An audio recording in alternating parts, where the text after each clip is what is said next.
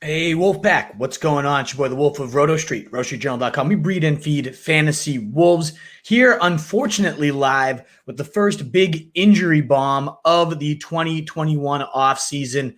Brutal injury. Achilles tears, you've probably heard by now, to Cam Akers, one of the biggest up and coming young, bright stars. We expected to be a top 10 running back, took over the fantasy world over the second half of last year.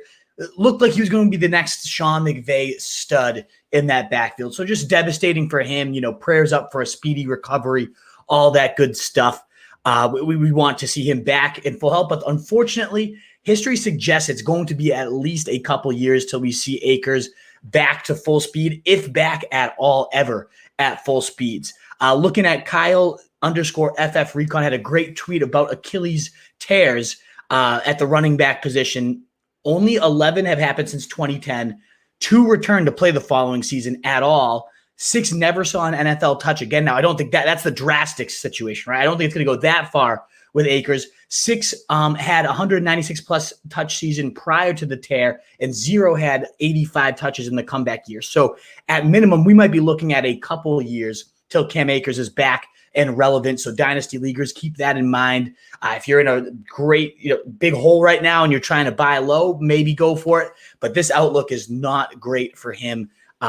Obviously this year, but including next year. Demaryius Thomas did come back. So there is hopeful recoveries at the NFL level. He came back and seemed to be his old self for a few more years following an Achilles tear, but he seems to be much more the exception than the rule. It's a different position. So we will see when it comes to Cam Akers.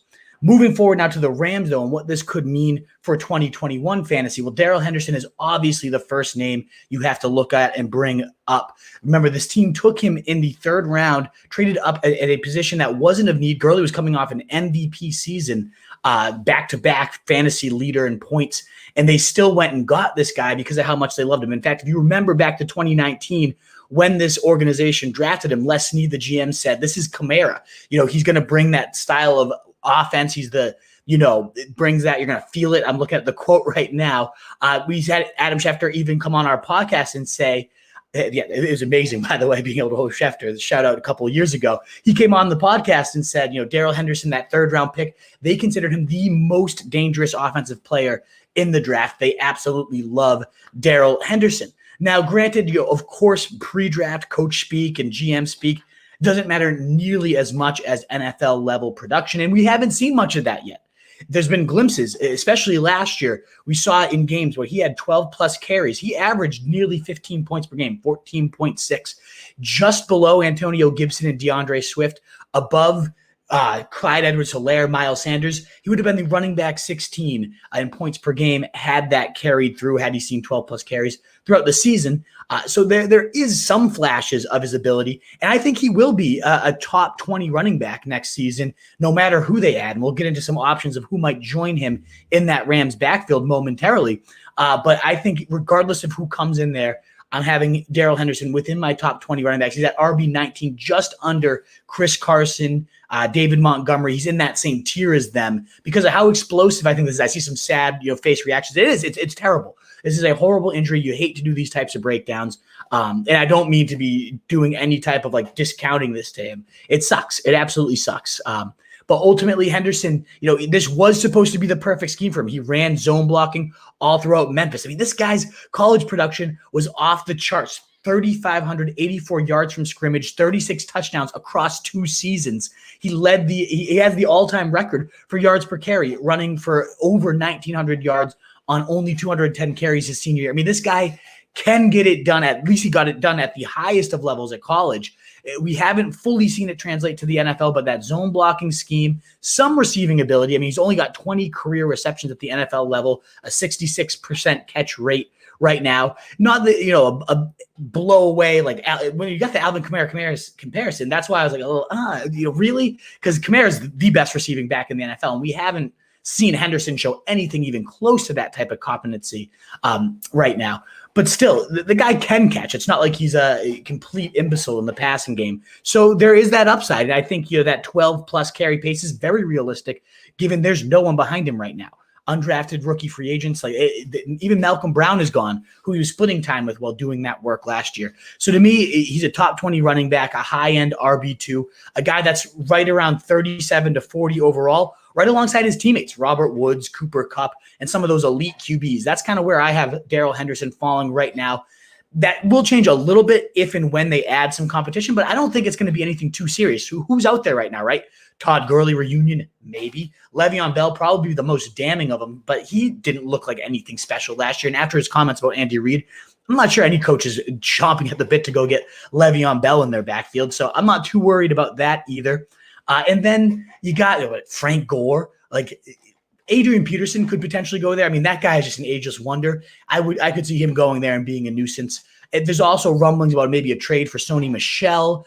Kareem Hunt would be unbelievable there. He would immediately supplant Henderson, and all this talk that I'm doing right now wouldn't even matter. But to me, Hunt would be the only realistic, pretty much unrealistic, given the team signed him, option that could go there and supplant Henderson. To me, it's going to be his backfield in an offense that I think under McVay, we've seen this team lead the NFL in points a couple times. They've consistently been top 10, and that was with Jared Goff. With Matthew Stafford, I think this offense takes another step forward, even without a consistent, steadying backfield presence. Just remember a couple years ago, C.J. Anderson went there and tore it up.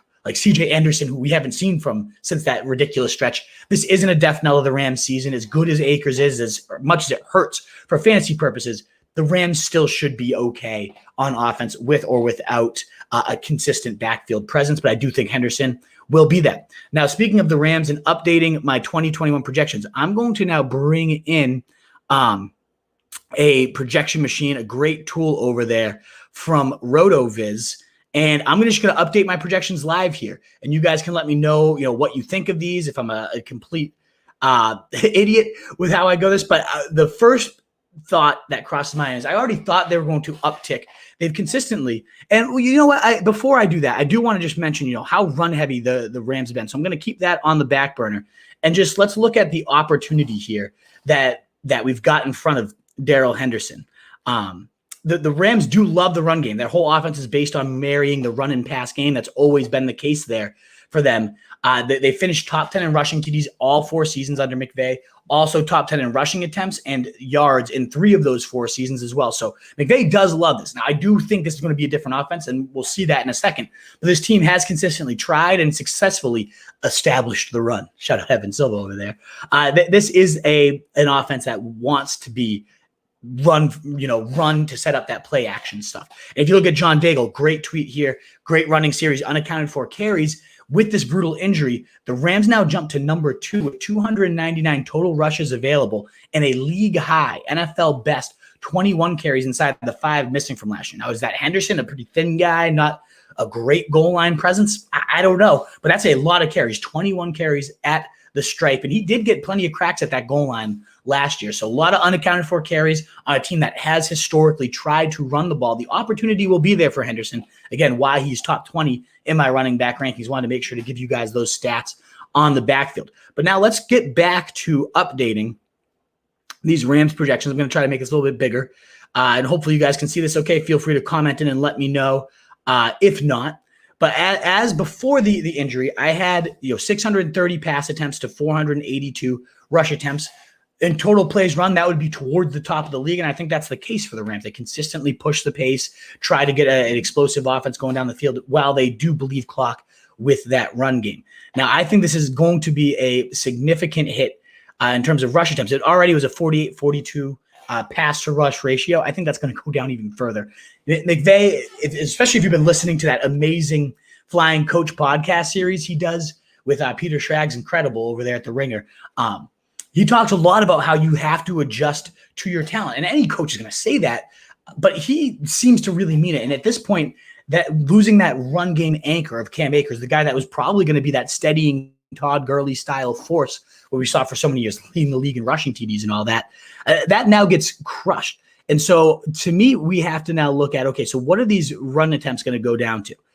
I would say it's still going to be a run heavy attack, given his history, but I'm going to shave 60 probably rush attempts off this. Let's bring it down to 420 with a nice number there. And let's bump up those 40 open attempts to the pass attempts. I think Matthew Stafford genuinely could lead the league in passing attempts next season. Let's call it 660 for pass attempts. So maybe the offense as a whole gets a little less explosive. And we're going to see one of the more imbalanced teams now with 61% pass, 39% rush. I could totally see that. Yeah, their defense is hard-nosed, so maybe not. They're still going to try to bleed clock with that. But to me, that seems about right. And now we need to update the depth chart and unfortunately remove Cam Akers for Darrell Henderson. And behind him, this just goes to show you, Jake Funk, next man up. There's nobody. Expect some competition to be added, but let's submit that. And to me, this seems about right.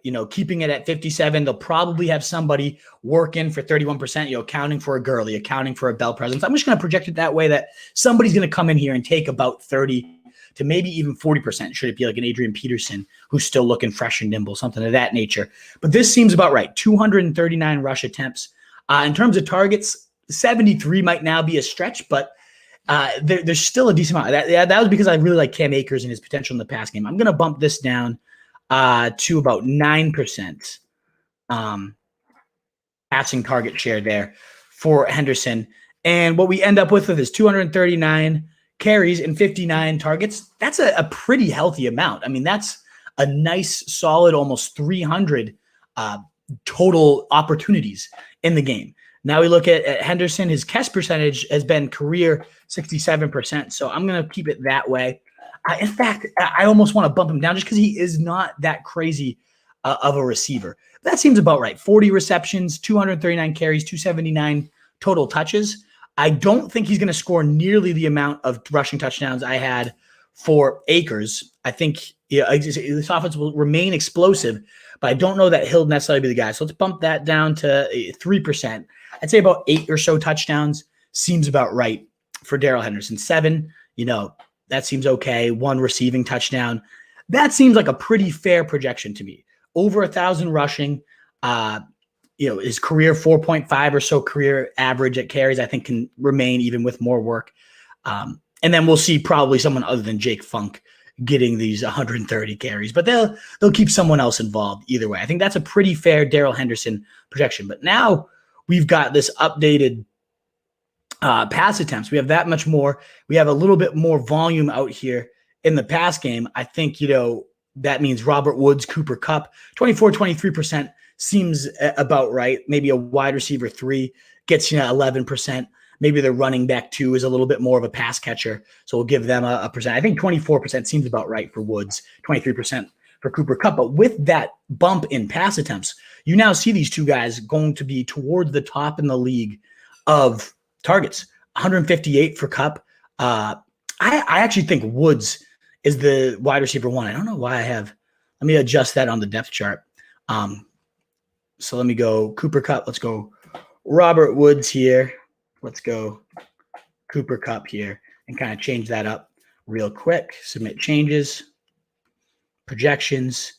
And you'll see those guys flip here. And I think this seems about right. Yeah, Cooper Kupp, about 70% catch rate throughout his career. And you see the big bump there. You got, 1,398, 9 touchdowns. That's going to be towards the top of the leagues. I think this is a big step for them. That means, Matt Ryan, 35, over 5,000 yards. I totally see that as a potential possibility here, given how much I think they're going to sling it. I had him right around 4,800 before the Akers injury. I think a 300-plus yard bump seems very reasonable to me. You see these pass game weapons there. Really the big factors being Robert Woods, Cooper Kupp, and then Higbee, who I think is one of the more criminally underrated guys right now with Gerald Everett gone. People are overlooking his upside, now potentially even more targets and share there. In fact, why don't I bump him up? Instead of giving a random point to a backup running back, I think Higbee could even see more. 92 seems about reasonable, though. So those are my updated Rams projections. As you can see, a bump in yards, bump in targets, and even receiving touchdowns for these guys. Clearly, Matthew Stafford, a big threat to lead the league in pass attempts, and I think a sneaky bet as an MVP overall. So that's kind of how I land there. Let's get to any questions you guys have. Do you think I'm crazy in my Darrell Henderson projections, my updated rankings and projections there? What do you guys think of that. So let's continue on here, Tunes. Yeah, the sad faces, especially after our Dynasty draft, Tunes. I know that one hurts, and I totally agree. It does as well. Exactly, Tunes. Too bad the draft wasn't tonight. It totally would have changed everything here. Gaskin or Henderson, asked fella. I'm going to go Henderson there. Very close or so. But I like Henderson just a bit more because I like the Rams offense quite a lot more. I like Gaskin overall and what he did last year as the feature back. I like that sturdiness, a little bit of a higher floor fella. But overall, I like Henderson as a player, a bit more explosive, and just the overall offense. I think there's a much higher ceiling, even if Gaskin has the higher floor. Wilkes. Now I can go Adams and Kelsey at the turn and get Montgomery and Henderson. I mean, yeah, what a good start that could be, right? Loading up as some pass catchers. And if you can get Montgomery and Henderson at those turns, that's a great, potential 1-2 punch at running back to have the elite guys at your tight end and wide receiver position. I mean, if Kelsey falls to your turn, that's a no-brainer. You guys know I have number 5 overall. At one point had him at number 1 overall, but I'm too much of a workhorse sucker. So yeah, I would absolutely love that. Corey Wilkes. Don't you think McVay will be cautious with Henderson, seeing as he's dealing with his own injury? I think that's a great point. I'm glad you brought that up, Steph. I forgot to mention that on the broadcast. There was some rumblings about Henderson dealing with something. He hasn't been practicing in OTAs, which has further allowed Akers to step into that. But if there's a great Athletic article, and I'm going to put it in the comments here. I don't know if I can reply directly to you, Steph. I don't know if you have an Athletic. That's a weird comment. I should not have done that. I've never actually tried to reply in here. It looks really strange in there. But in the article, that it's literally titled, Cam Akers is posed for lead role, but don't forget about Darrell Henderson, right? And they talk about him not practicing, but ultimately that they expected him back well before training camp. It wasn't anything overly serious. Let me find the exact quote to give you there. Suffered injuries on multiple occasions. Henderson's versatile, showing potential when healthy, working into the pass game more often. He has to stay healthy. He's dealing with a hamstring issue, had thigh and ankle injuries, but neither of those are expected to be serious and sideline him for too much time, is what that's saying. So I'm glad you brought that up. That's an important point to consider. Henderson did have his own injuries. I don't expect him to be cautious, though. McVay has typically ridden a guy. Last year was kind of a nightmare figuring out who that guy was going to be.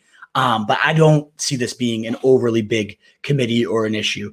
I do think it's going to be very heavy in pass attempts, but 230-ish carries, that's not that crazy of a projection, right? Like, I think that's pretty reasonable to reflect the bump in pass attempts and maybe a little bit of cautiousness on him. Let me know what you think. Interested in your thoughts on Henderson if the Rams bring in Bell or Gurley? Yeah, so no worries. You came in late. I did mention that those guys could be brought in, and I don't think any of them would represent a big enough threat to take away 55. I expect Henderson to take on about 55 to 60% of this rushing workload, no matter who they bring in. Now, a guy like Bell, who does have some pass catching prowess, would be a little bit more of a threat. That would be a little bit more of a concern, because I do think Henderson has some receiving upside should he get fed this year. What the Athletic expects him to be fed a bit more, even before Akers' injury. So I do think that should be considered. But I don't think either of those guys would represent too big of a concern. I do think AP, for some reason, he's the type of guy that coaches just fall in love with once he's in there and he works his ass off. Like, we've seen him just kind of curb the upside of so many youngsters over these last few years, and he still is getting it done. Wouldn't be shocked to see AP. He'd probably be the one that concerns me, honestly, more than these other guys. Things must be bad if you're recommending Montgomery. Hell, I've taken a big turn on him. After last year, I think something finally clicked down the stretch. Yes, he had no competition. Cohen being hurt, he took over the full-time role. And that might not be there this year with Cohen coming back healthy. But when he got fed that volume, a switch did finally seem to click in his head, Daniel, that he was just bursting. He had the easiest schedule of all running backs, so that has to be considered as well. Nagy didn't have play calling duties at that time, and he's since taken them back. That should be considered as well. There's certainly some risk there, but especially with Cohen coming along a bit slow in his recovery from all reports, I'm getting into Montgomery, especially at that late third, early fourth price. I could see him being that low-end RB1. I mean, last year was the top 3 scorer during that final stretch. I don't think he'll go that crazy, but I do think at his cost, there is a ton of upside, especially if Cohen keeps going down. I've taken a big turn on him, Daniel. Not Corey Davis, though, ever. Henderson, a low-end RB2 with RB1 upside? Exactly, Jerry. I think I view him more as a mid-range RB2 to high-end RB2 with definite RB1 upside should he emerge as a true feature back. We've seen McVay's offense be very, very productive for running backs. A great zone scheme, decent passing game work, and they've been top 10 in rushing touchdowns all 4 years of Sean McVay being there. Top 3 in rush attempts and yardage 3 out of those 4 years. I definitely think it is a great opportunity for this kid who was supposed to be the perfect fit. I mean, their Memphis coach came out and said, our offense is the Rams offense. I couldn't have picked a better place for him to go. So let's see if it can all come together. Maybe this guy could absolutely explode down the stretch. Johnny Diguzum. Everyone's sleeping on Xavier Jones. I don't know much about him, John Mar. So if you know much, let me know. Chime in. And similar here, Wise, I'd like to see how Jake Funk does. I believe he's a sleeper. A lot of interesting stuff. McVay did say during RTAs, this guy's playing above a rookie level. Like he's picking things up fast. So there are some names to consider there. Xavier Jones, Jake Funk, some guys on the depth chart that as last round dart throws in best ball, and especially in deep, like 25 round drafts. Give them a look. Give them a pickup. See what they do this year. In dynasty leagues right now, if you have a taxi spot, go get one of these guys, Xavier Jones and Jake Funk. I don't know a ton about them, though. So if you guys have a bit more information that you want to give you, I'm going to dig in today and see a little bit more of what I can find on them. To me, it's the Henderson show. They bring in someone else that's going to jump either of those guys. So I haven't dug in too much on them. But they are names to know. So I appreciate you guys tossing them out there. Alrighty, guys. That is it for my updated Rams outlook, my Darrell Henderson take, my updated projections on all your Rams following this news. Again, prayers up for a fast recovery, though, for Cam Akers. Just devastating news. And if you want to find all our news, you can check out rotostreetjournal.com/stockwatch. That's where we post all our news, everything just on rotostreetjournal.com in general. We breed and feed fantasy wolves. You can find me personally at RotoStreetWolf on Twitter. Happy to answer any questions and DMs or comments on here. Likes and subscriptions are so appreciated, though, guys. If you found this helpful, useful at all, please consider giving this a like. It would help us get out to more people. Now, in the world full of fantasy sheep, be the wolf.